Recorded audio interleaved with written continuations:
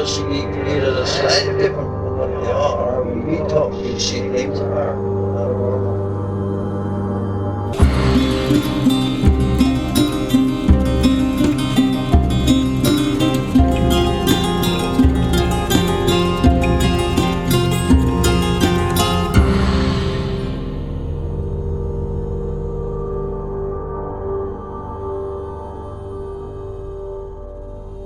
Welcome to Strange Familiars. If you've had an encounter with the paranormal, if you've seen something unusual, cryptid, a ghost, a UFO encounter, and you want to tell your story, you can email us, strangefamiliarspodcast@gmail.com. Before we start the show, I wanted to mention that Joshua Cutchin and I will be at Fort Fest in Linthicum, Maryland, near the BWI airport. That's Saturday and Sunday, June 29th and 30th. We will both have copies of our books to sign and sell, and we will be giving a joint talk on Sunday, the topic of which will be Weird Bigfoot, Where the Footprints End. If you want more information, if you do a search for Fort Fest, one word, Fort Fest, Maryland 2019, the Eventbrite page will come up. So we have more rabbit synchronicities to report. We have in our backyard a sort of rabbit burial ground. Because of the number of wild rabbits around here, there are occasional rabbit tragedies. One will get hit by a car or something, and I've taken it upon myself to bury them rather than to let them lie in the road. Our last pet rabbit was named Lilac, and when Lilac died, we also buried her in the rabbit burial ground. And over top her, we placed a large concrete statue of a rabbit.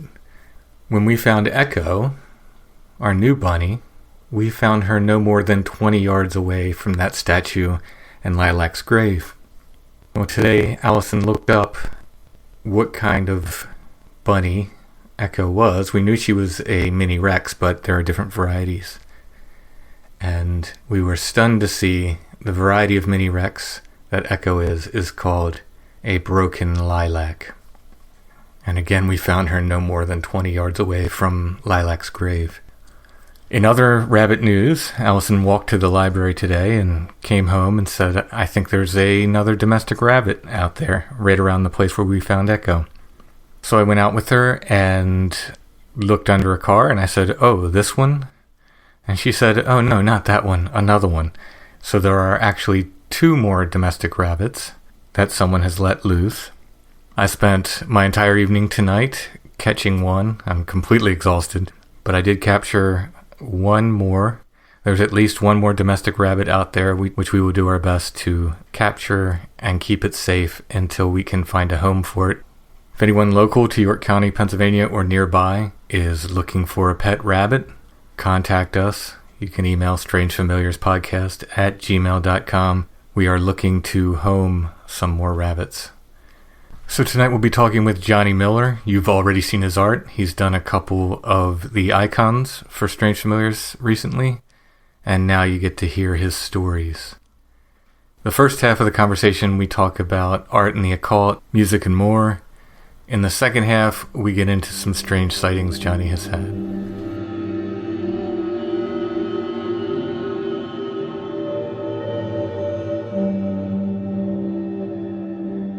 Okay, tonight we're talking with Johnny Miller, who contacted me not about his artwork.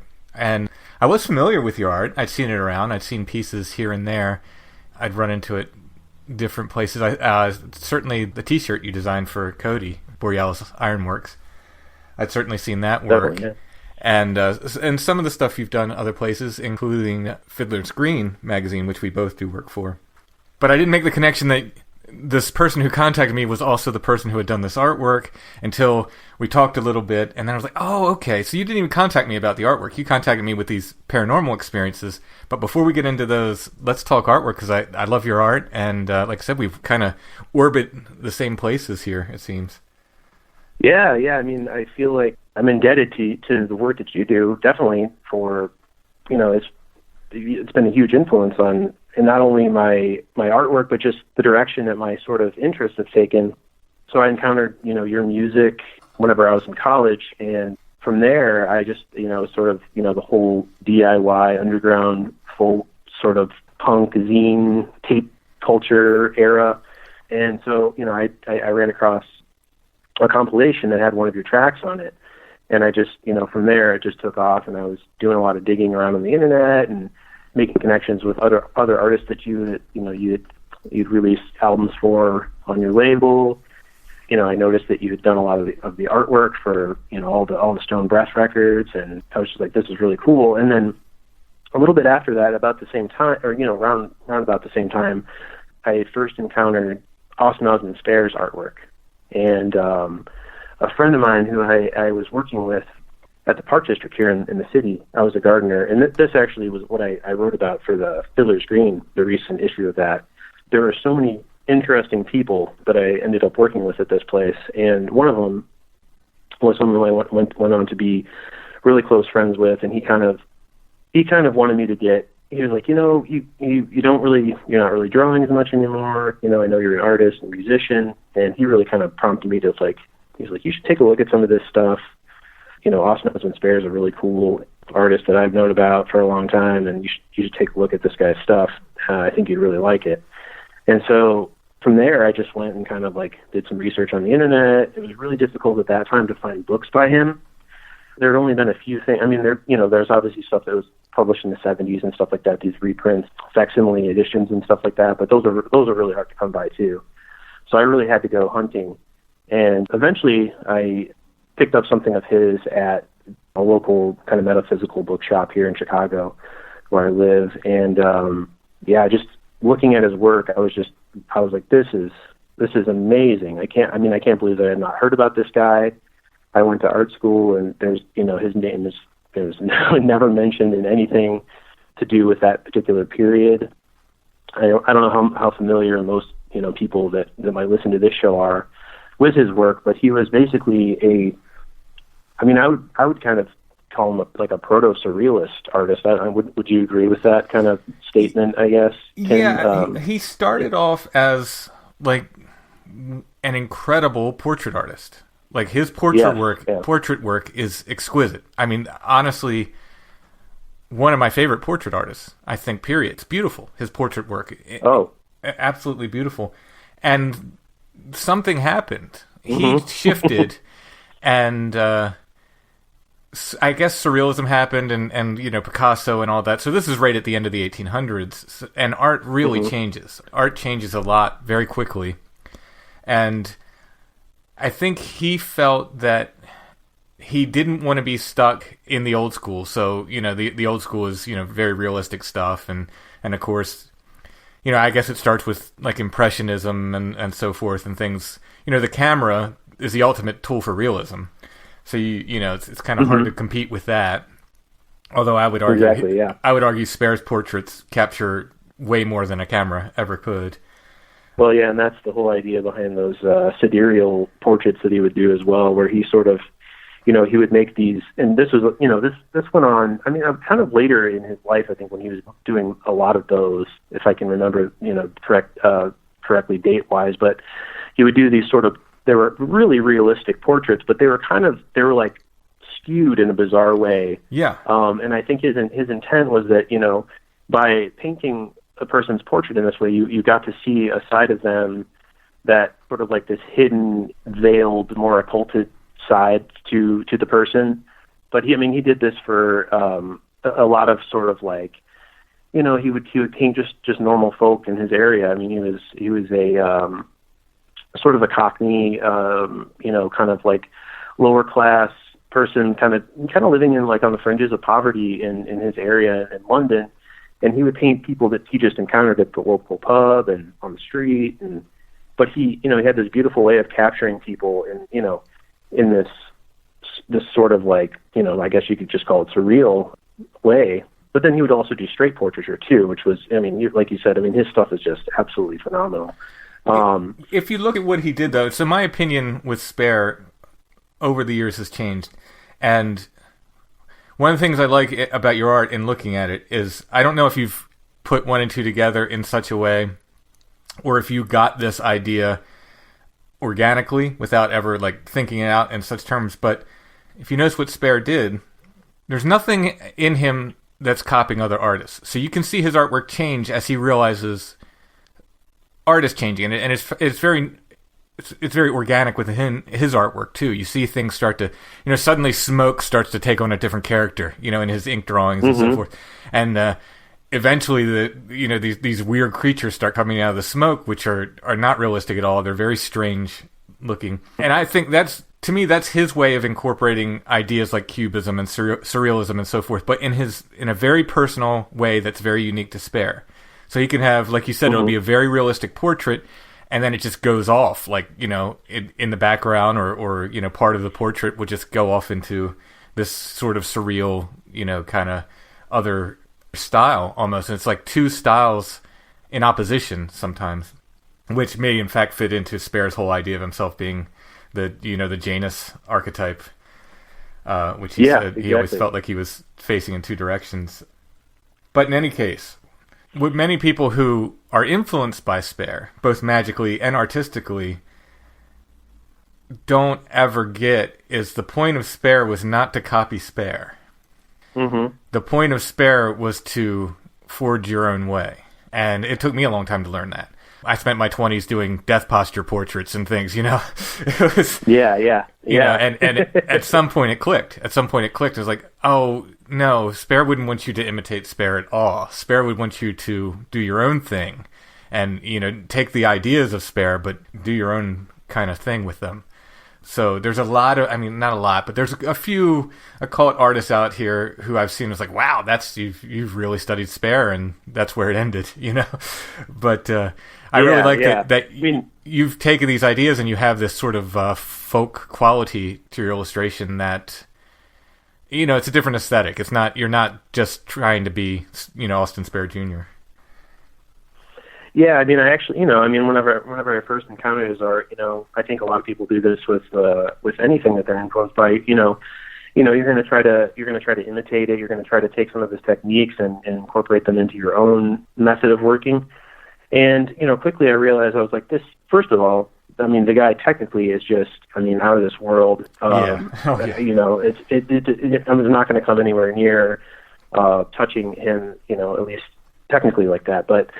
That wasn't really my intent in the first place. I was more interested, as I started to kind of learn more about him, I became more interested in his method of sigil magic and automatic drawing and utilizing, trance states and dreams to influence work. And at this point, I had a brief, kind of cursory, I guess, understanding of magic and the occult and witchcraft and ritual magic, all that stuff. I didn't really know too much about it, but through kind of the tutelage of my friend who introduced me to Spare's artwork, I started to dig more into it. And, it was really because of him that I kind of, my life kind of took the path that it did subsequently. So, going forward after discovering Spare, I really started to take my artwork a lot more seriously after I graduated from school.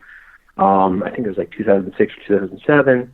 It kind of dropped making art, and it was really Spare who kind of brought me back to making work again, and my work was totally different after encountering him, and I think for the better too. I was really kind of floundering. I didn't really know, I was like, I don't really have, none of my ideas seem really fresh before I had encountered his work, and I think he kind of really invigorated that kind of spark of kind of inner work that I really needed to do to be able to continue to make art that was meaningful. Yeah, from there it took off, and I started to do a lot more research on my own, and started to kind of practice some of his methods of sigil making and automatic drawing. But again, like you said, I didn't really want to mimic what he was doing. So I kind of, consciously tried to drift away from making art that was like his. At least I think my art is fairly different. I took a lot of influence as well from religious art because, I grew up in a Catholic household, and I was surrounded by, these beautiful icon paintings and stuff, going to Mass, and that kind of thing also really influenced a lot of my art. And especially with some of the newer work that I'm doing, I feel like I am indebted to that aspect of my life as well, too. Yeah, and I still go into a church, and it's like, some of the most amazing art Yeah. you could ever encounter is in there, especially when you get over to Europe. I mean, it's unreal. So You cannot underestimate the power of that imagery when you're like, what, 4, 5, 6, 7 years old, and you're just a kid, yeah. and you're not paying attention to mass, but you're looking around at everything there is to look at. Some of these Catholic churches are beautiful. Yeah. And there's just so much to look at, and this imagery just gets locked in. I mean, I know it happened to me. It was incredibly influential. It's just this really, you got this death imagery and the Marian imagery and so forth. It's just, it's everywhere you look, and it just gets locked in. To me, it did anyway. As a little kid, it just became part of my world, and I would have denied it at the time, Oh yeah, I mean, I went through a long phase where I really was kind of a non-believer in anything. I don't even know if I necessarily called myself an atheist at that time, but I definitely went through a phase where I was like, I don't want to believe in any of this stuff, and it doesn't mean anything to me. But as I started to become more interested, forging my own spiritual path, and really started to read more about comparative religion and read books by people like Mircea Eliade and, like shamanism and all this stuff, I really started to kind of make these connections. I was like, actually this stuff is really important, and I really need to take it into account in order to have a more wide-ranging sort of appreciation for, all manner of art, because a lot of art, even when you look at, modernism and stuff is definitely influenced by, Eastern art, religious art. Even when you look at some of the found objects and stuff that people were using, and they were kind of like mimicking this sort of, like tribal cultures, and so, all of it kind of gets tied in, and I became, heavily interested in all kinds of religion and religious experience. So I'm actually very indebted to my family for raising me in such a traditional, household in that regard. I definitely have my disagreements with family members about certain aspects of that faith, and I wouldn't call myself, a practicing Catholic, at this stage. But I'm much more of a nebulous sort of practitioner of, with just an appreciation of the spiritual traditions of all cultures. So, which might sound kind of flimsy, I think, to some people now. Everybody's kind of like, you know what I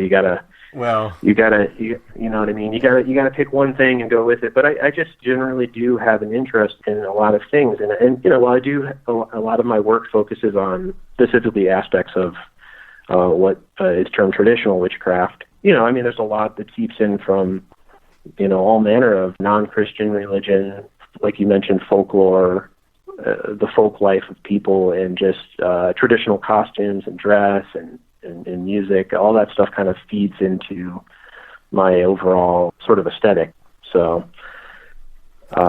yeah, I think religion's fine, and I would not disparage anyone's religion, but a lot of my life has been sort of finding and building my own mythology, in a sense, and that comes from a number of places, including the Catholic Church. I mean, if you need to nail me down and say, what are you?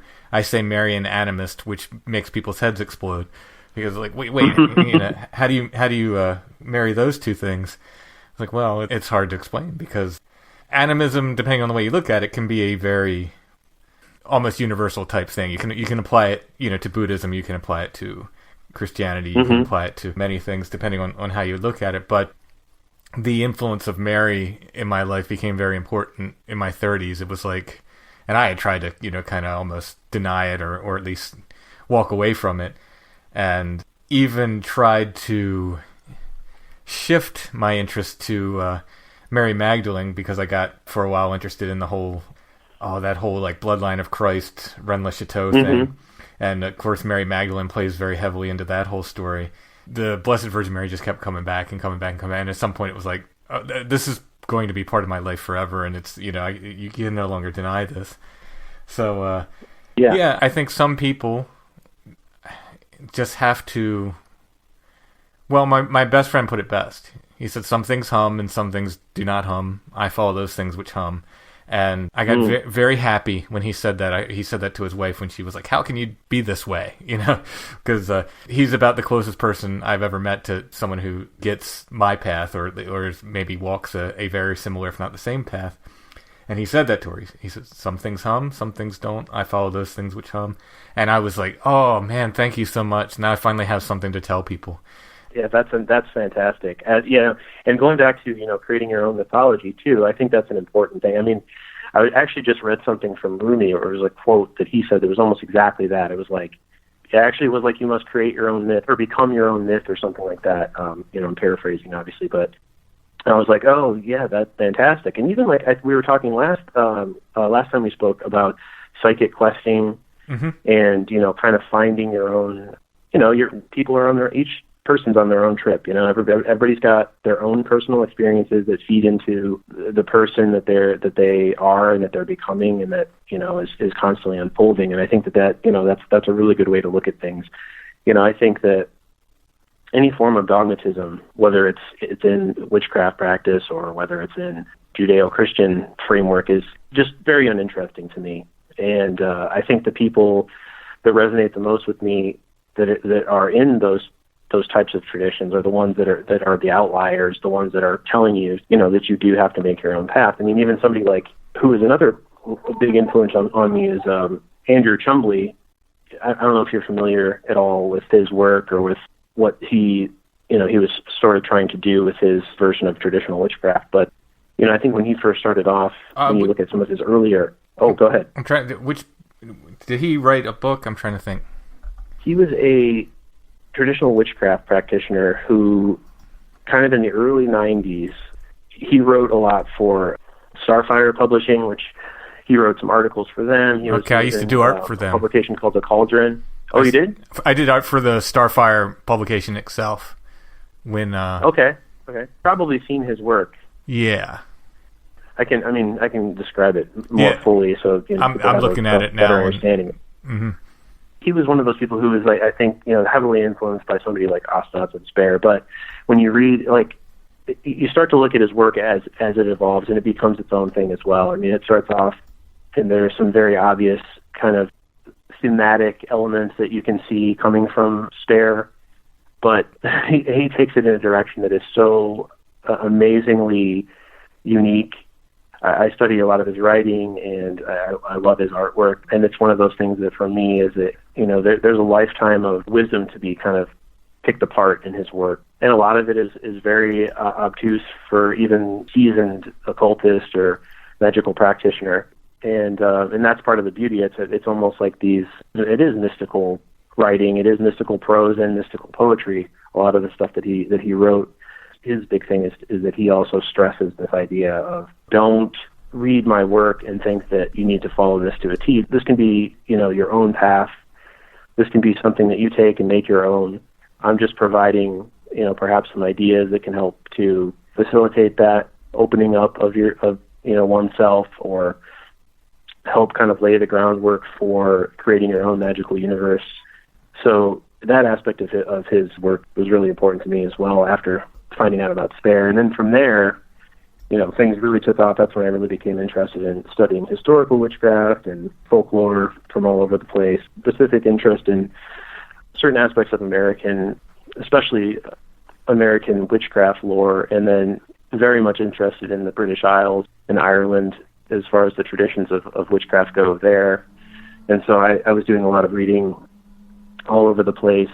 When I first, really started to become interested in this, that's all I did. I would just read and read and just become immersed in this world. And I didn't really have as much of an interest in, I read Crowley. I had a kind of, like a limited interest in ceremonial magic and ritual magic. I definitely have an appreciation for the stuff, and I do, look at some of the grimoires and utilize imagery and draw a lot of inspiration from those books. But as far as a lot of people are, that's like when they hear the word occult, their mind immediately travels to Aleister Crowley and Selima, and well, that stuff is great, and it's definitely obviously hugely influential in the 20th century on everything that came after. But I've tried to keep things a little bit more folk magic oriented. That's the stuff that interests me, the more earthy, dirty stuff. Crowley stuff Crowley just doesn't hum for me, at least not as it was expressed through Thelema. Mm-hmm. And I think I'll read the Book of the Law, I'll read his poetry. I think I actually, people a lot of people say he was a horrible poet. I actually like Crowley's writing. I like his poetry. Oh yeah, I do too. I like the Book of the Law as a written piece of sort of channeled text, you know, but it's just not my religion. And I think Thelma to a lot of people becomes a religion, and it just, I mean, to use that same phrase again, it just doesn't hum for me.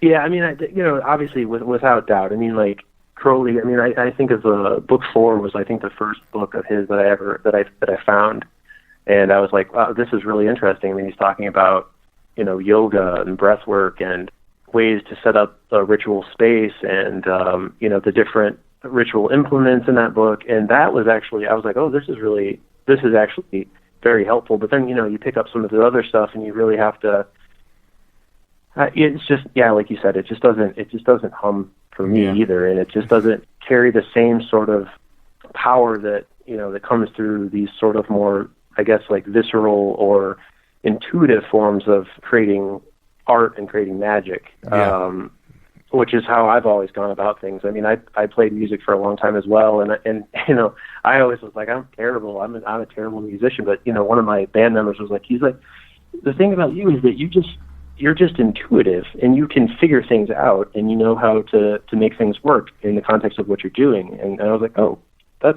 I never thought about that before, but I guess maybe that explains things, because I'm not technically adept when it comes to making music, or like, I mean, I went to school for painting, so in that regard, I think I've got things down. But in other ways, like I just kind of figured things out. I have a very like DIY sort of approach to making everything that I do, and think that whenever I think about traditional cunning folk, and I think about people living in small, tight-knit communities and creating elaborate mythology in their own communities and folklore. I mean, that's the stuff that really motivates me. I mean, much more than some forms of highfalutin ritual magic. It just doesn't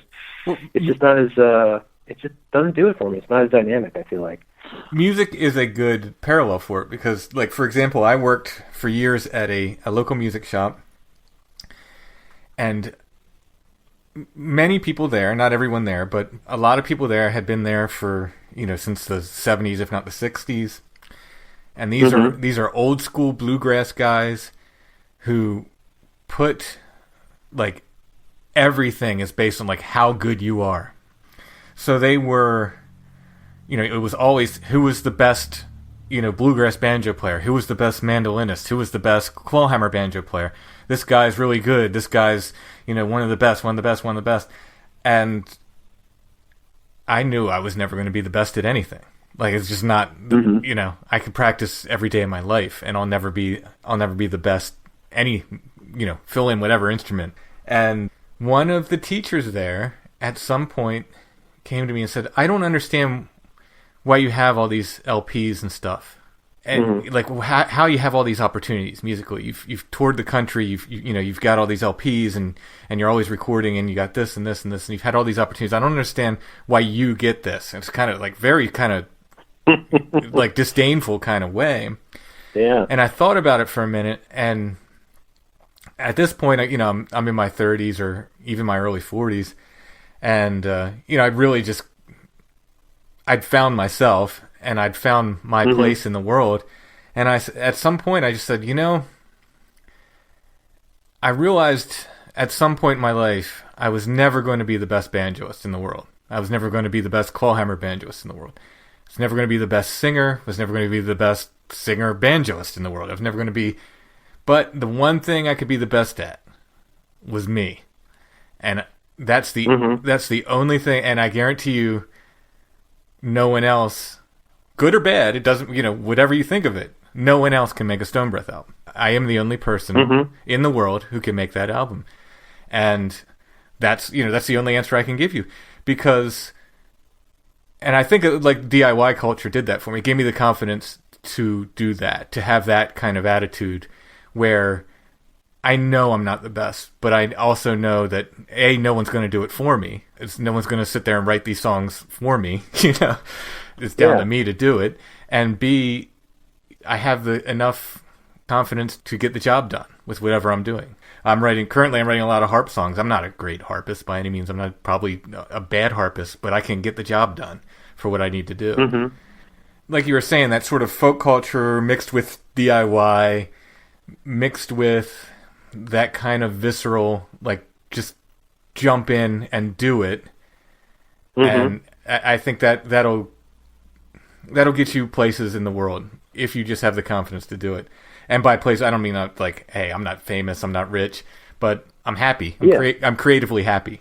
Yes, that's exactly right. I think that is. I mean, that is the crux of what any creative person should be looking to do. Is to, you know, like you said, you don't have to be the best at something. I mean, I think about, like, you know, somebody like a Blind Willie Johnson or something like that. You know, these old blues guys, or like you're saying, like old bluegrass players. I mean, they had something that was more, the thing that moves us still to this day about listening to that music is that it has like a real soul to it. I mean, like, it is rich, it's dynamic. It is not like cold, sort of like highly technical, you know, shimmery blues stuff that's coming out nowadays, you know, that's being played by a lot of contemporary people. It's like, it wasn't about guitar solos and flashiness. It was about expressing something that was more primal, that was more, in some of those guys' cases, that it really came from a place of like despair and, you know, uncertainty.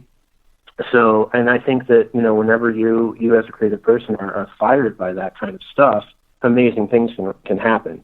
And, you know, like you said, I think, you know, this is another illusion that people kind of have about, you know, magic and especially within witchcraft practice. Like, they think that you're going to be able to just, you know, all your wildest desires are going to come true. And like, if you just do this spell this particular way, or you know, time things, but it's like, that plays into it.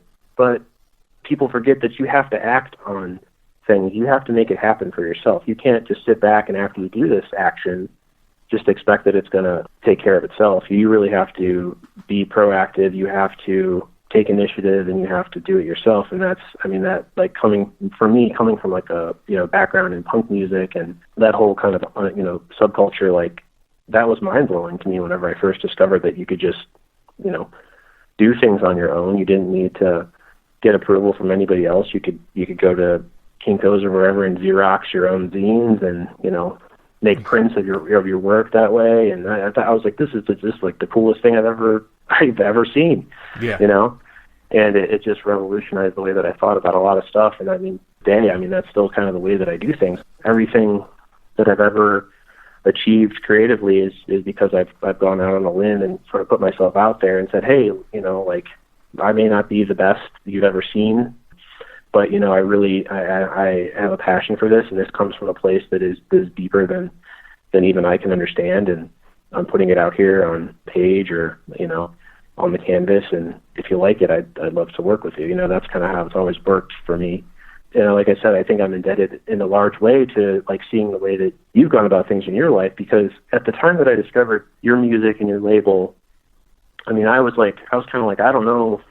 It was another, like, crossroads moment where it was like, I don't know what really fires me, you know, musically anymore. It's like I felt like a lot of the stuff that was around at the time was just stuff that I just wasn't interested in. But whenever I heard, I was like, oh man, you know, he's got banjo on this record, and he has this sort of, it's got this extremely dark atmosphere. It's like, this is great. Some of my favorite stuff kind of rolled into one thing, you know. I mean, and from there, you know, I became interested in English folk music and, like, more, you know, American Appalachian music, and from there the folk culture that kind of came along with it too. So definitely, like, hugely influential to, you know, encounter your work at the time that I did. So thank you so much. Seriously. I mean, that makes it all worth it. You know what I mean? Like, a few people tell you that, and it's like, man, yeah, that's freaking cool. So that's really touching, honestly. Thank you. I should tell you the story about the first track I ever heard by you was on this compilation that one of my friends had gotten from a classmate that they had made. It was like, you know, this was like the, you know, early 2000s or something like that. It was probably early mid 2000s. And it was all collections of MP3s that this person had found online that were really interesting to her. And so two of your tracks were from, you know, some Stone Breath albums were interspersed with, like, you know, it was like bizarre, like, I don't know, like strange field recordings of like a specific Turkish ethnic group, and then there was like some really raw live recording of the MC5 that I never heard before, and then there was like a Sufi, like this 20-minute long like Sufi incantation that was amazing, and I was like, it was kind of all these new things that I had not heard before, and then like I said, in the midst of it was like these really dark and sort of like moody atmospheric tracks with banjo and these sort of like almost, you know, kind of I would say like gothic vocals, and I was like, this is really, really interesting, and I was like, from there it took off. There were so many things on that little compilation that really kind of sent my mind off in different directions, you know. But yeah, it was really cool to encounter it that way too, because again, it's this whole idea of DIY. Somebody had made this compilation and made the artwork and wrote their liner notes and everything, and they distributed it to their friends in their class, and that was how it got out. So, you know, it wasn't an officially sanctioned compilation or anything, but it was just it was a really interesting way to hear new music, you know. Yeah. So yeah. I don't feel like I encounter music that way as much anymore either. I feel like in certain ways it's made it more difficult to discover music with the current way that things are done, where, you know, you just got Spotify or things like that. I feel like I miss the days where you know, somebody hands you something and you're like, whoa, okay, this is interesting, and then it just leads you down a rabbit hole. You got to go to the record store and find it, you know, and then from there, you know, the person at the record store tells you something else that kind of sounds like that you should check out. Right. It doesn't happen as often anymore, you know. No, so, the closest thing I've found for me to the old like independent record store experience now is Bandcamp, where you know, if I just go through and you can look by tags, or, you know, there's different blogs and stuff that feature stuff. Just wandering around and seeing, you know, the different things available there. That's the only thing that even kind of comes close to that feeling I used to get from going into like a really cool independent record store, and you're just like, wow, what's this? Yeah. I mean, I still frequent a lot of record stores here. I used to work at one as well in Chicago here, and I don't get to them as often as I used to, but I mean, I always just going there kind of like, okay, there's one thing I want, but I know that I just want to like look around and see what there is, and I still buy records, and every once in a while I'll buy a CD or tapes even, you know. I mean, I'm still very much a materialist when it comes to that stuff anyways. It's just like, yeah, no, I'm the same way. The physical object is very cool to have. I have a wall of CDs that I had when CD players were new, my girlfriend bought me one. And this is when, like, there was hardly anything was available on CD, and I think I was 15 or 16 in high school. She bought me the CD player, and so I have CDs going back, you know, to when I was 16. So CDs were always my preferred format, just because, I mean, I like vinyl and everything, but CDs were just a lot more convenient, and you didn't need a top of the line record player for them to sound good. Yeah. And you know, I will nod that vinyl sounds great if you have a great record player. if you have a cheap record player, that is true. Yeah. If you have a cheap record player, don't try to argue with me that vinyl sounds great, because on a cheap record player, nothing sounds great. But anyway. No. My daughter... You're definitely right about that. My daughter's 15 and loves CD. CDs are her preferred format. So I think the death of the CD, I think CDs will be coming back the way vinyl and then cassettes have, and so CDs will have their rebirth, because she absolutely loves them. She like kind of hates to buy any other format. She likes vinyl as a, you know, big piece of artwork kind of thing, but as far as listening to music, she wants CDs. Yeah, I mean even with the ability to burn CDs and stuff. I mean, it's like that's an extension of the whole tape culture going back in the day, and you know, I mean, I think that there's something, because there's still, I know that there's labels that put out tapes and stuff, but they also, you know, those same labels are a lot of times releasing CDRs and stuff as well too. So, I mean, there are people that press their own records too. You know, I mean, I think of like a band like Wolf Eyes or something, where they're, you know, all their early stuff was all lathe cut, and you know, I mean, that's pretty impressive to be able to do that. But I don't think a lot of people have the ability to do that. Which would be really cool. But, there are a couple places that do lathe cuts. I'm getting ready to do I think a lathe cut 10-inch here coming up. Yeah. In the next year, maybe. We'll see. Cool. Well, keep my ears to the ground for that for sure. So yeah, I mean, do you want me to transition here to? Yeah. So talking about the other stuff here. Yeah. So before we get off the artwork, I'll just say, and I'll put this in the show notes, your website is johnnydeckermiller.com, and again, that'll be in the show notes for people who want to see it. And you also did the artwork for this episode, so the what I call the cover with the icon or whatever is Johnny's artwork as well. So you can see his artwork both of those places. But that's not even why you contacted me. So I thought that was really cool, but I put it together afterwards. I'm like, wait a minute. As we were talking some more, and I was like, oh wait, no, that you have this whole other thing with the artwork. You contacted me about these, kind of weird experiences you had when you were younger, and one of them was when you were real young with black dogs, which is a huge fascination of mine. So let's jump into that.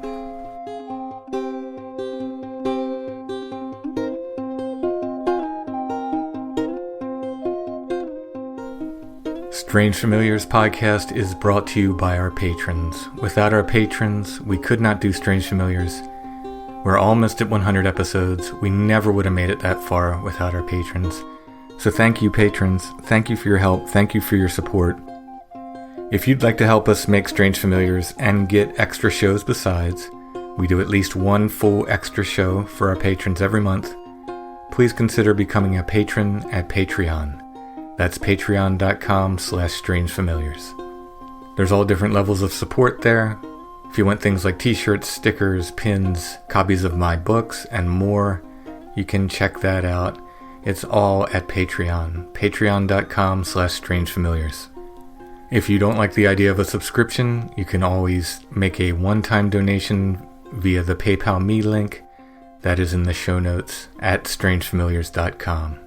Of course, it's free to leave nice 5-star reviews wherever you're listening, to like and subscribe wherever you're listening, and to share Strange Familiars on social media. And now we'll get back to more stories with Johnny Miller.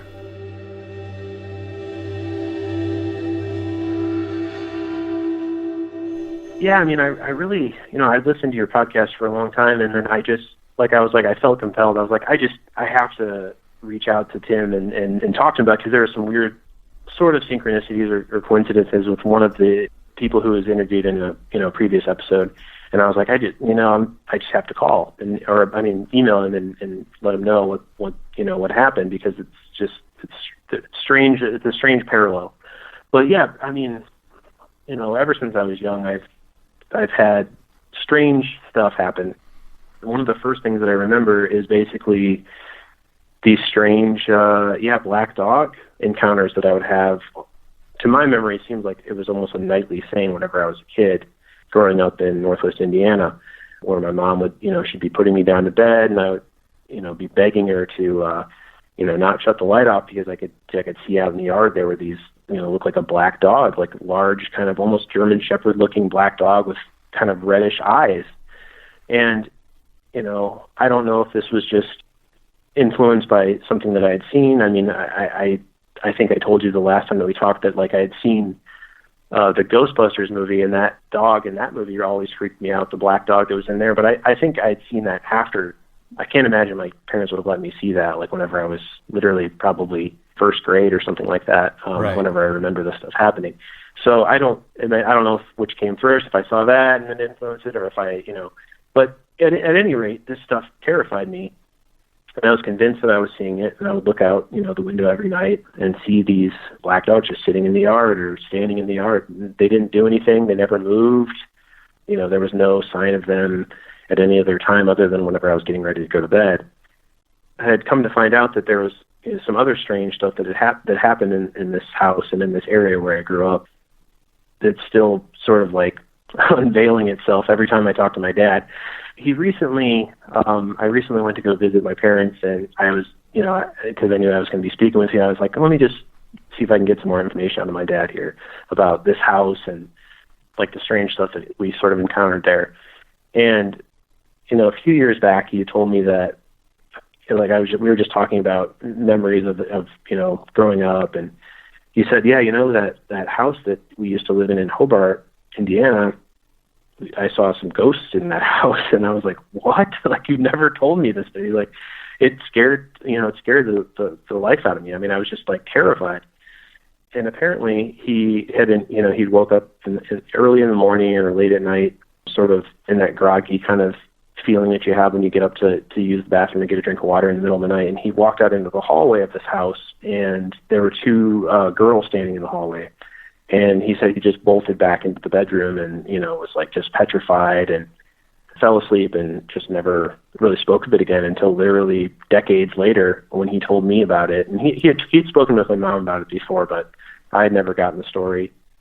So apparently a bunch of other, strange things had happened in this house. I mean, I guess what happened, the big thing with these ghost girls that he saw, there was apparently some kind of fire in the house at a particular point in time, and some girls were killed. At least that's what my dad was told when he talked to either neighbors or somebody else in the community about what he saw.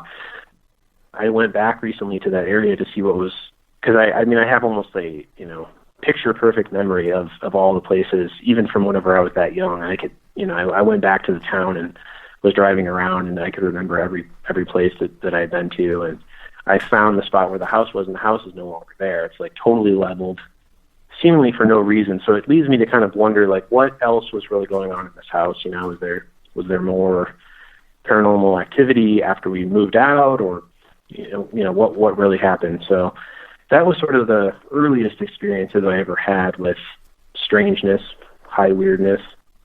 Before we move on, let's talk a little bit more about these dogs. Did you see them for months, years? About how long did you see these things for? Well, we only lived in that house for. We think we lived in there for only about it was like my parents' first real home. So we only lived in there for a year or two, and then we moved to another house in that area. So it wasn't for very long. That's the only place that I remember seeing them. I never really remember having any memories of it after that. To me, they look like black, sort of like German shepherds. They had the pointed ears. The eyes were like a glowing kind of red color, sort of like just when you hear, like, you think of like the folkloric kind of black dog, English folklore. This is only something that I've learned about, in the last few years, where I've really kind of connected the dots and, like, is this connected? Is this something that is related to this phenomenon, or is this purely something that was fed by, something that I'd seen when I was a kid? Or, it's hard to tell at this point in the future, like, what really was happening. But yeah, that was, I just have this vivid memory of these, these large German Shepherd looking black dogs with red eyes just out there. And did they seem? Yeah, once we moved out of their house, never saw them again. Did they seem like normal dog sized, or were they extra large? Or it was hard to tell being in in the upper room on the second floor, but they seemed like they were like normal size. Mm-hmm. German Shepherds are already fairly large dogs, but they seemed like on par with that size of a dog. And I don't remember them moving or doing anything. It was just like I just looked out the window and would see them out there, and it was just like these stationary images in my mind that I can remember pretty vividly now. But do you remember about how many? Multiples would come, right? I feel like it was usually like one or two that I would see. I don't remember there ever being more than that. Sometimes it seemed there would be just a single one, and other times there would be two. There was no real rhyme or reason as to why they would be by themselves or not. But I talked to my mom recently about this too, and asked her, and she's like, "Oh yeah, I remember you being really freaked out about that." So, but she had no answers either. She's like, "I don't remember anything that happened back then." Like, talk to your dad. And I was like, "How can you not remember this stuff?" She's like, "I don't know. I just, So I've got a book. She never had anything strange happen to her, so like that. So yeah. I've got a book on the black dog phenomenon as expressed in the UK. I'm working on some stuff on black dogs in the US. Mm-hmm. And I just put a post up on Facebook in the Strange Familiars group where I was talking about, I said, black dogs are acceptable paranormal currency on either side of the Atlantic. They happen in both places. They're not limited to England. However, the expression changes a little bit over here. Not always, but often they seem to be something that accompanies other phenomena. Mm-hmm. Where often in England, you have your black shuck, and that is the phenomenon. That's it. That's maybe some weird lights associated with that or something. But black dogs are like weird lights here a lot of times. They'll accompany other phenomena. They'll accompany cryptid sightings. They'll accompany ghost sightings. they'll accompany flannel man sightings. Not always, but enough where I've started to note it. So it's interesting that, you know, in later years, your father admits to seeing ghosts in the house. To me, it's like, oh, okay, so it's accompanying that phenomenon too. Or maybe the ghosts are accompanying the dogs, depending on how you want to look at it. Were they supposed to, like, presage somebody's death too or something? I feel like I remember reading that. That kind of goes hand in hand with the black dogs too. Like, you might see one, and then, you know, the next day you find out that, you know, a relative is dying or has died. Yeah, and that occurs. Yeah. That's a you know, heavier in the UK. I believe that part of the tradition, but it came here too. I mean, you'll find that in blues songs and stuff, and folklore. Yeah, absolutely. Did your father describe those ghosts? No, I mean, he just said that they just were like, he couldn't really tell their age. Maybe like 5-6-year-old girls. They weren't dressed in like what you'd imagine, you know, like a lot of people when they encounter something like this, it's like they're dressed in sort of, you know, older clothes. He said it seemed like they were in just like a normal nightgown, you know, like just like a white nightgown. He's like, you know, it's been a long time. I just, you know, I don't really remember the specifics. I just remember being like absolutely. I mean, my dad is always kind of, he like doesn't like horror movies. He's always like, how do you watch that stuff? And I think this really affected him early on. Because he doesn't really like to talk about ghosts, and, you know, I mean, it's just like one of those things where if it even comes up, he just kind of doesn't really say anything, which is why I thought it was strange that he even told me this in the first place, because he'd never mentioned it before at all. And, you know, my mom was like, yeah, he told me about it at the time, but that was pretty much it. I think he asked a few people around the neighborhood or something like that about, you know, if there was anything strange about the house, but he said that didn't really influence their decision to move, which we moved, you know, like I said, like a year or so after that happened. So I don't know, it didn't bother him that much, I guess. I mean, he never saw anything again in that house, and I never encountered anything other than just these black dogs. And I remember getting electrocuted at that house, and I just remember there was just a weird feeling in the house. I always just remember it was a very strange place. So I try to look into the historical record to see, city records to see if there's any note of why this house might have been torn down, but I couldn't find anything based on what the presumed address would have been. My parents didn't remember the address. But last week I drove past it just to see what was there, and I was like, oh my gosh, it was like everything kind of came back, just seeing that where that plot of land was positioned in relation to every place else that I remembered from the time. But that was strange. I mean, my dad, he told me he had another sighting later in life too, which this is something that I didn't realize that he had actually seen this. I always thought it was like my uncle that had encountered this thing. But when I was talking to my dad last week when I was visiting, he was like, "Oh no, I saw this," and so I can tell you about that too. Yeah. You might find this interesting as well too. Sure. Yeah. My dad was always a big hunter and outdoorsman, so he and his brother would often get permission from farmers around the area or in other areas closer to where my grandparents lived in South Bend, Indiana, and they would ask farmers for permission to hunt on their land. So they would usually set up their tree stands kind of like on the edge of the forest, kind of like where the soybean fields or corn fields would be, and then they would go out hunting usually in the autumn. So he says that he, at one point whenever he was hunting, he saw a woman in white walking through a field, maybe 20 or 30 yards out into the cornfield or soybean field, whatever kind of, crop was growing. He could see it through the tree line out in the field, and he just watched her kind of appear from nowhere and then walk across the field and then just kind of, disappear. And again, this is something he'd never talked to me about. My cousins had said something about their dad, my dad's brother, seeing this phenomenon happen, and I always thought that was his story. But my dad was like, "No, I saw that. That was something that I saw. I mean, we were out hunting together. He was in a different spot, but my dad was the one who had seen it." Wow. And again, I'm like, "Why have you never told me this stuff? The kind of thing that I'm interested in. Why am I just hearing this now?" And he's like, I don't know, it's one of those things where it's like, did I really see it, or, was it just really early in the morning? And, because he said it was right basically at dawn when it happened. Like basically right as the sun was really starting to come up over the horizon is whenever he saw this woman.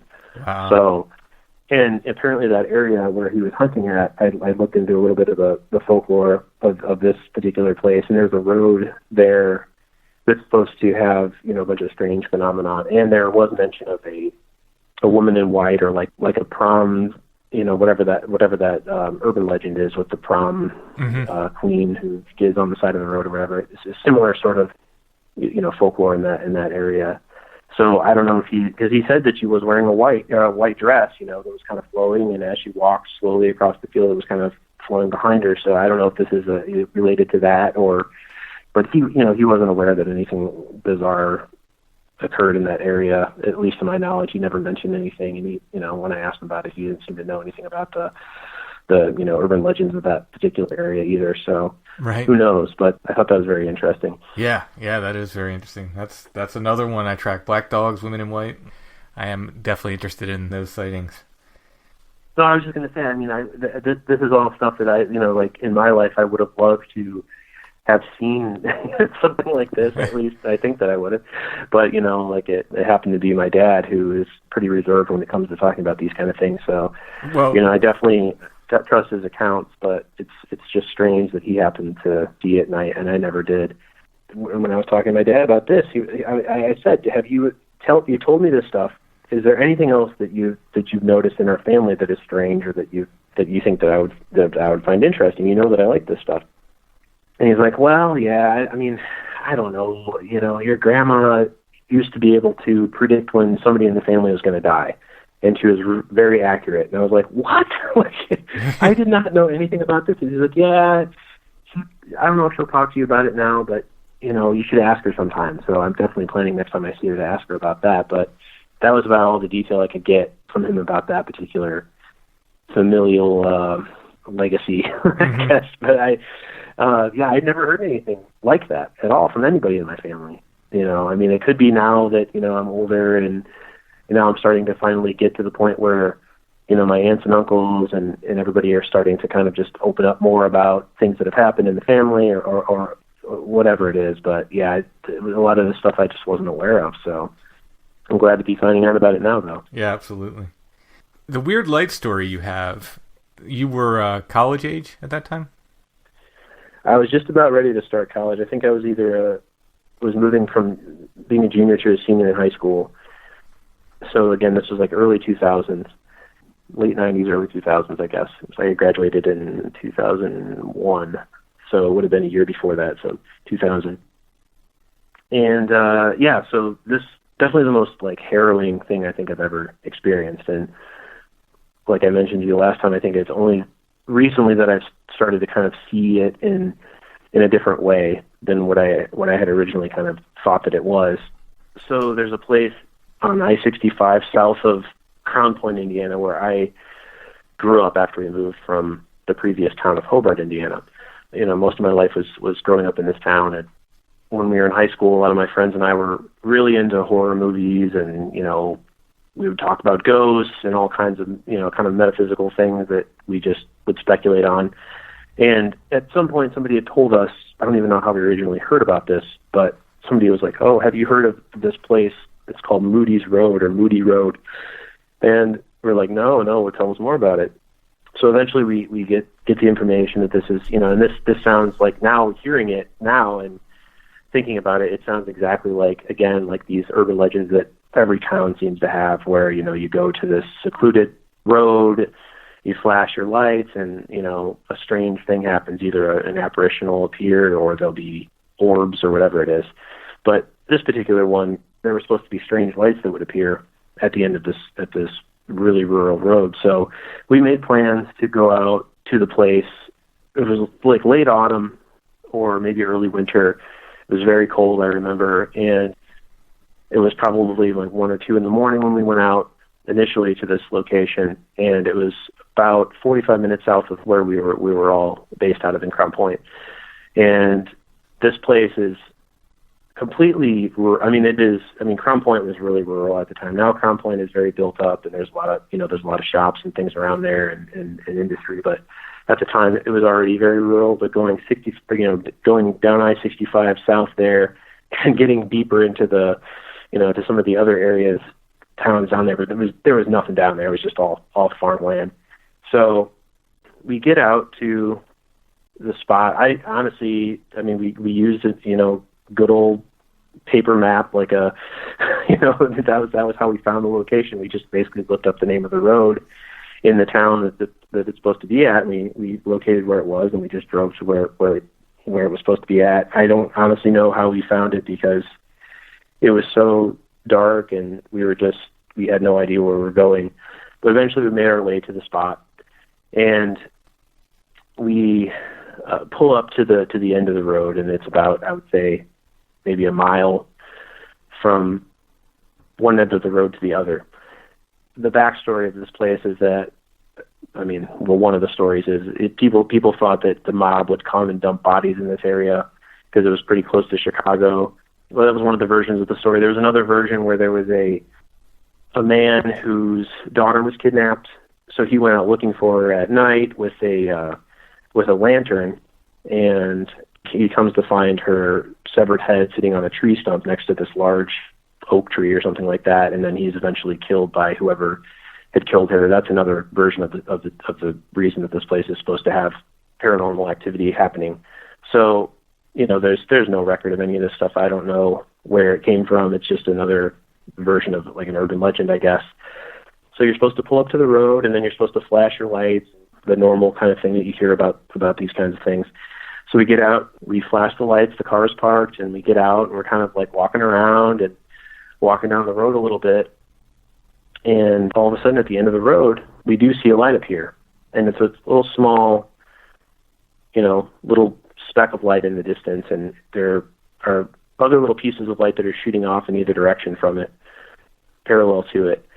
And we're kind of like, oh, okay, that's interesting. I don't know what that is. And so the thing with the lore is that it's actually, the light is supposed to come down the road and chase you down the road. So it doesn't look like it's moving to us. So we start to kind of walk towards it a little bit, and it's myself, and then there are, at this time, I believe there were two more people with me. I can't remember if it was 2 or 3. So we're all walking down the street and kind of joking around and having a laugh about it. And it starts to look like the light is actually closer this time when we look up at it. And we're kind of watching it. It's very hard to tell. It's almost like an optical illusion. Is it actually moving or not? I can't tell if it's getting bigger. I can't tell if it's coming towards us. Eventually we realize that it actually is moving towards us. And it kind of goes down this dip in the road and disappears, and then pops back up over the top of the hill, and starts getting, coming closer and closer to us. And so everybody starts to get a little bit freaked out, and we're like, what's going on here? And eventually, the thing is looks like it's coming right towards us. So we kind of bolt back to the car, and we get in, and everybody's freaking out, and they're like hitting my back and like, go, And because it's middle of winter, it's like a horror movie. The tires of my car were spinning out. I couldn't go anywhere, and I think it was because I was on black ice. I was parked on black ice. So it was just the tires were spinning, and they're like, go. It was a very intense moment. Eventually, the traction catches, and we take off and fly back, to our town, and we're talking about it the whole way, and we're really freaked out, and we're like, well, we're definitely going to go back there, at some point. So that was the first time that we encountered this, and we made plans to go back, a couple weeks later, and this time we go back, and it's different people this time. So, we kind of retrace our steps. We go back about the same time of night, 1 or 2 o'clock in the morning, and we park at the end of the road, and nothing's really happening this time. And so we get out of the car, and my one friend is kind of being a little bit of a jerk, and he's like, screaming stuff out and, kind of making fun of the whole situation. And, we're kind of like, all right, man, let's just relax here, and let's just take a walk down to the end of the road. So we walk all the way down to the end of the road, and there's nothing down there. There's no, we were trying to figure out, well, what we saw last time, what could it have been? I read somewhere online recently that this had been debunked or something. It was some lights from the highway that were like miles and miles and miles away. And I was like, I don't know if that's what it was or not, because the highway is so far away. I can't imagine that you're going to be seeing any sort of reflection this far down from where the highway is. So we walked back towards the car, and as we're walking back, we notice the light appears again, and it does the same thing where there's kind of a light, the beam, individual light shooting off of the side of the main light or orb or whatever you want to call it. And it starts to kind of approach us closer this time. And it does kind of the same thing as the time before. And it's getting closer and closer and goes down into the dip and comes up over the top of the hill again. And so everybody's getting very nervous. And we're like, well, no, let's just wait it out. Let's wait it out and see what happens. Let's let it get closer and we can really see. And at this point, we're really charged up, and we're like, oh man, it is getting close, and the light's getting bigger, it's getting bigger. And so we can't wait anymore, because it's like really coming fast towards us, and we are all terrified. So we get into the car, we take off, and as we're driving away from the area, we all look back, and the light is like right where the car was parked. But at this point, it had like grown substantially, and there's like a huge, it looked like a huge bonfire, like a, just blazing right where the car was parked. And I'm looking back as we're driving away, and it becomes sort of like this, almost like a pillar of fire right where we were parked. And then the next time that I look back, everybody's screaming in the car, and we're all freaking out. Everybody's seeing the same thing. Eventually, it just looks like it looks like the sun had risen. It was so bright behind the car. I mean, it was like a blaze in the middle of the sky, and of this kind of like white hot, orangey yellow flame, kind of nebulous, indistinct shape of flame, that was just sitting in the sky at this point. It was just huge, like just hovering above right where we were, and everybody was just completely beside themselves. And we eventually, we drove off, and nobody had any recollection of getting back to the house. We were just all so in shock. And I think that we didn't even really talk about it much after the fact. I mean, there was basically just no real discussion of it, other than just sort of like, did we really see that? And everybody seemed to kind of concur that yes, we all did see that happen. As time went on, and some of the friends that were there with us at the time, I don't really see anymore. And so I would love to get in contact with some people and figure out what the hell we actually witnessed, because recently I kind of had a sneaking suspicion. I was like, is this some sort of like a UFO encounter or something? I was listening to an interview with Travis Walton, who wrote there was a book that movie Fire in the Sky was based on. Yeah, and I listened to something that an interview with him, and I was like, his story sounds very similar, at least with the object that he saw in the sky sounded very, very similar to what we had seen. I mean, nothing else beyond just the object hovering there happened. I mean, it didn't shoot any sort of light out towards us or anything like that, but it definitely grew in size, and it just kind of rose up into the sky. It was just like, an amazingly bright ball of light in the sky, or like just a shimmering, almost like a sun just hovering in the sky. That, to this day, I don't know what happened, and many years have gone by, so it's hard to really speculate with any degree of certainty what exactly it was. But I mean, I just kind of, after hearing that interview, I was like, this might be something that other people might be able to weigh in on. So yeah. Yeah, and that's again, the story. It's another one of those, areas where people say, oh, it's been debunked. It's been debunked. Mm-hmm. And, maybe the first time you went, maybe that was some kind of headlight or something. Maybe, I wasn't there. I'm just saying, like, maybe from the way you described it. I don't think so, but let's give that the benefit of the doubt. But whatever you're describing with that second visit, that's not headlights, Yeah. I mean, and when you hear other people's when you hear other people talk about orbs and stuff, I mean, a lot of times they're kind of floating freely in the air. Mm-hmm. But a lot of times you do hear that where there'll be like a central, orb or beam of light or ball of light, and then there'll be other miniature pieces of light that'll kind of fly off the side of it. And this is exactly what we encountered both of those times. And then it moved straight up the road both times towards us, towards where the car was.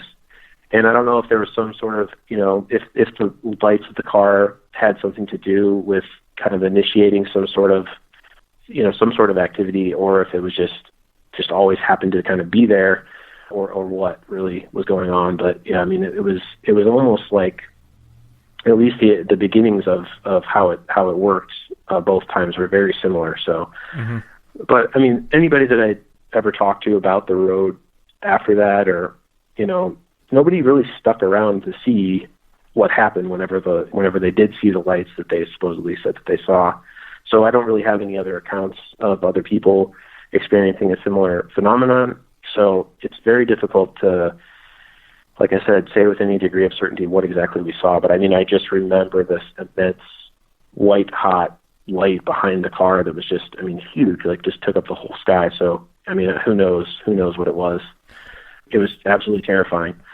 Before it kind of blazed into the sort of pillar of flame, as you described it, was there any color to it either time? Yeah, it was sort of like that, when you look at like the light of a candle, where it's sort of like a yellowish white, light orange kind of color. The orb itself, when it moved, towards us, was just sort of a whitish kind of color. And then whenever it kind of grew into the bonfire kind of color, it looked like actual flame. Like it was like almost like a funeral pyre. It was like, and then it just kind of grew up into this pillar, and then it just kind of expanded up into the sky. It went from varying kind of degrees of kind of like that white hot flame, that sort of color, with some light orange in it as well too, kind of around the edge. Yeah, I just remember it being extremely bright, almost to the point where it was like, the people in the back of the car were just like kind of shielding their eyes and screaming. It was like everybody was affected by it. So yeah, I'd really like to at some point, talk to some of these people again and see if they have any recollection of it or remember it, or if they want to talk about it, because I'd really like to get their opinion on it. Yeah. And I have a question about, well, I guess this would be as good a time as any to ask it. Do you know if any of those people went into the arts or any other kind of creative pursuits? No, yeah. Unfortunately, most of the people that were with me, one of them was kind of an art person, I guess. he would write like little short stories and stuff, kind of like sci-fi stories and stuff. But he never really went on to do anything with it. One of the other guys, he still lives in the town, I believe. And then one of the other guys, who's my closer friend at the time, he's kind of in the financial sector, like he does, like I think he's like a financial analyst. So yeah, totally not inclined towards this kind of thing. And the guy who went into the finance, like he was like just an avowed atheist after everything happened. I feel like before that he was actually very strongly followed his Catholic faith, and then he kind of like fell out with it. It was like we would get into fights and stuff about, he was very sure about things, after this encounter, like when we went on to go to college and stuff like that, he would, he just kind of didn't believe in any of the stuff. So I don't know if that was, an impetus for him to kind of have, some sort of revelation in his own life, but I'd be interested to know what he thinks now, Yeah. And then the follow-up to that was, how long after this did you sort of start getting into the occult and so forth? I'd always been interested in art and music and things like that, but it wasn't until I started working for the city that I became really kind of got introduced to Spare and the Golden Dawn and that kind of stuff. And Kenneth Grant too was another big one that my friend had turned me on to. So I started reading a lot of that stuff, what I could find. A lot of it was extremely difficult to find. Even at the library, there was, they would have some of these books, but they would be in the special collections, or you couldn't check them out because they're afraid they're going to get stolen. So it was like, wow, this is what a mysterious world this is. This is some really arcane knowledge here. You can't even get it at the library. So I was fascinated immediately. I was like, okay, this is really interesting. And about the same time that I became interested in the occult and magic was about the same time that I actually got more interested in playing music too. And so I formed a band with some friends, and my friend, the same friend that turned me on to Austin Spare and magic, he was really like, you should just explore, you play guitar, you should explore music as well too. And he like kind of pushed me to kind of like just pursue those aspects of my life. So I'm sort of indebted to him. He's sort of like an early magical teacher in that regard. He's a really amazing artist as well too. He's a collage artist, and he was in a band, a pretty big Chicago punk band back in the '80s. He had a lot of wisdom to offer in that regard too. Whenever I was starting in music and art as well too, so it opened up a whole world. But that wasn't until really years after I graduated from high school, and then after I graduated college as well. So probably 2005, 2006 is when I really started to become interested in it. Maybe a little bit earlier than that, and then just went off from there. So. Yeah, it's interesting though. There's several people who have UFO encounters, and I'm not saying it was a UFO. We don't know what it was. Yeah. But it's been noted that they'll tend to get into spiritual stuff, especially sort of these more fringe or whatever you like to call them, kind of spiritual pursuits, and they tend to gravitate towards the arts. That said, a lot of people who start out as artists also have these experiences. So, could be chicken and an egg kind of scenario there. Yeah, I mean, I've definitely noticed that as well, and my own life, talking with other people who've had encounters and stuff with this. I mean, they're usually people who are a lot more open, and open to possibilities. So, yeah, I definitely would agree with that. Yeah. Did you ever go back to that road?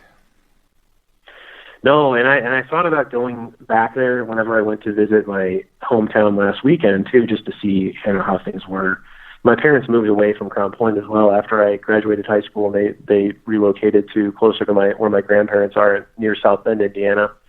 And so I don't usually get back to that area of Northwest Indiana very often. So I was like, I'll take a little detour after coming back from the visit and just check it out. And I was like, I should just go down a little bit further south, but I feel like it just wouldn't have the same. I also had I had my kids with me too, so I was like, I'm not going to take them all the way on this little jaunt. But someday I would like to go back there at night and see what's going on.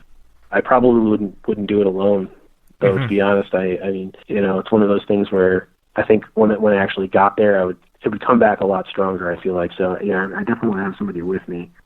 But I did take a little bit of a detour whenever I went to go check out my old hometown to a place that we were never able to find whenever I was living there. It's called Gypsy. It goes by the nickname Gypsy Graveyard or Gypsy Cemetery. And there's a whole bunch of interesting folklore that goes along with that place too. But we'd always tried to find it whenever we were in high school. We never could because, again, this was way before Google Maps or anything like that, GPS. So it was just one of those places that was just kind of just, lived in our imaginations. But I actually found where it's located, and I went there and had a little bit of a look around. And it was a pretty amazing spot just on its own. Very small graveyard in the middle of pretty much in the middle of nowhere in the woods. And although it is off of a fairly well-trafficked main street, but it's pretty rural. And so that was kind of cool to check off the list because I always wanted to find that place as well too. And again, I'd like to go again. Probably if I ever do a trip back down to Moody Road, I probably will try to stop at the Gypsy Graveyard as well, and at night to see if there's anything happening there because there's some really interesting stories about that place too. But it might be a lot to go into. Johnny, thanks so much for your stories. Before we finish up, what are you working on art-wise? Anything you can talk about? Oh yeah, I got a lot of stuff. Some of it I can't talk about, but others I can. So yeah, the Fiddler's Green is the most recent thing that has come out, where I have a written article in there as well as some artwork. I've done some art and writing for Weird Journal, WYRD, through Three Hands Press, and currently working on a few illustrations for an upcoming issue of that, and a really big project with Three Hands Press too, but that's something that's, more on that later, I guess. And then I have recently completed some artwork for Nigel Pennick, a book that he has coming out called The Eldritch World, and he's a folklorist pagan from England. So I'm excited to contribute some artwork to the cover of that book, which should be coming out pretty soon here. And then other written articles too, through Three Hands Press. It's going to come out in the next couple months, I'd imagine too. So, but you can find all that information on my website or through, I do a lot of posting on Instagram too. I'm one of those people, but honestly, that's how I've gotten connected with a lot of folks like you and some other artists and publishers and stuff, is through communication that way. So I can't just, throw too much shade on it. What's your Instagram handle? It's just my full name. It's just Johnny Decker Miller. And then my website's the same, johnnydeckermiller.com. So you can find me there. All right. And again, we'll put all that in the show notes so people can find you. Awesome. Well, it was fantastic to talk to you, Tim, again. And yeah, hopefully we can keep in communication. Yeah, absolutely. Thanks for sharing your stories. Thank you so much.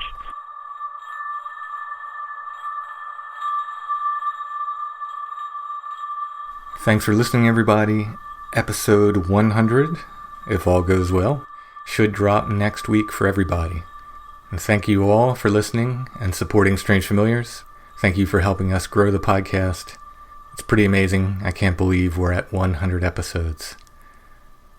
So keep listening, and we'll see you next week. Strange Familiars is a production of Dark Holler Arts, music, books, art, podcasts, and more. darkhollerarts.com. Intro and background music is by Stonebreath. Go to stonebreath.bandcamp.com for more. You can find us on Facebook, facebook.com/strangefamiliars. You can join the Strange Familiars gathering group there as well. You can also find us on Instagram @strangefamiliars.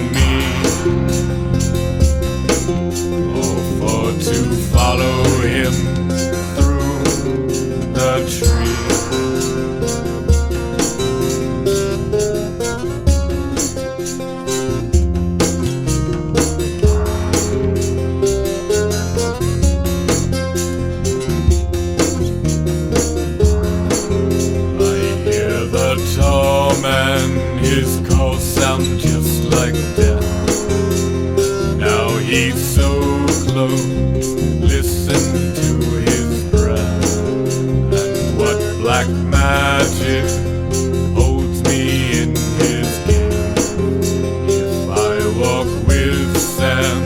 I walk unto my grave. I know his name is walking sound. I know his cries are